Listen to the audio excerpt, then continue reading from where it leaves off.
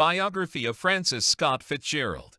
Francis Scott Fitzgerald was born on September 24, 1896, in St. Paul, Minnesota, USA. His parents were middle class and worked in the furniture manufacturing industry. Fitzgerald showed a talent for writing from a young age and began publishing his work in various magazines during his college years.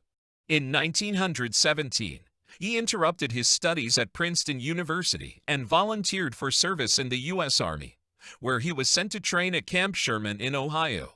During his service, he continued to write and published a number of short stories in Army magazines. After the end of World War I, Fitzgerald moved to New York City, where he became involved in the city's literary elite and participated actively in its cultural life. In 1920, his first novel, This Side of Paradise, was published, which generated significant interest from critics and readers alike. However, Fitzgerald truly became famous in 1925 with the publication of his novel The Great Gatsby, which is considered his masterpiece. The novel received mixed reviews from critics, but over time became one of the most well-known and beloved works of American literature of the 20th century.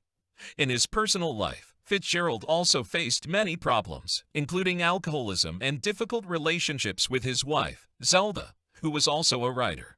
In 1937, Fitzgerald moved to Hollywood, where he worked as a screenwriter and wrote his final novel, The Last Tycoon, but died in 1940 from a heart attack at the age of 44.